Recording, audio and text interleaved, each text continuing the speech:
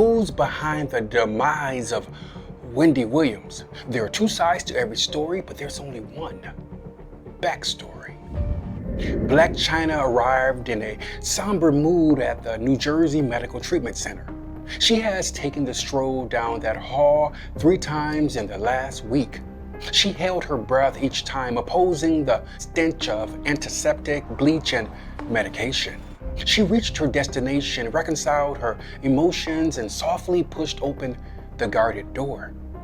Inside, talk show host Wendy Williams rested in a nearby chair. Her bulging eyes stared mercilessly in a sea of nothingness. The room was modest at best and immersed in a blanket of loneliness. The Wendy of old was a distant memory. Blac Chyna stood watching Wendy, hoping to see a semblance of the cheerful woman she had come to love. Wendy's words were laced in a sharp bite, sarcasm dripping at its core. "Who are you?" "It's me, Shalana." "Wendy, don't you recognize me?" Wendy muted her suspicions and veered at Blac Chyna's attire. "Your outfit is cute. I snuck you in some wine. At least someone cares. How have you been?" Wendy tried desperately to remember the woman that stood before her. "I remember you." "You do?" Chyna said with a morsel of hope in her reply. "Why do you do it?" "Do what?" "I've been in this place for months, and every Thursday at 3 p.m., you come here to see me." A smile formed across Blac Chyna's face. "You remember me. You're quite hard to forget." Shh. Wendy walked towards the door, locking it. "What are you doing?" Wendy pulled a bowl filled with prescribed medication from underneath the bed. "What is that?" "My death wish, but no longer." Blac Chyna stood observing the distinct clarity that tinted Wendy's face. "Every once in a while they put it in my food and I have to start all over again."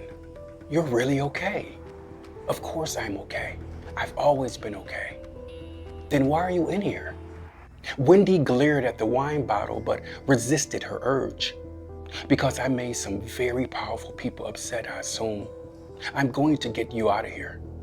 Wendy stared into the empty space between her and Chyna. "Do you think this is my karma for butting in people's lives, exposing their falsehoods and exploiting their truths?" Chyna's head lowered. She meditated on Wendy's words carefully. "They say there is death and life in the power of the tongue." Wendy's eyes panned to the locked door. "There's one other thing." "What is it?" "Last week, there was this man that came. I was in a haze. He said that his name was Mr. Samuels.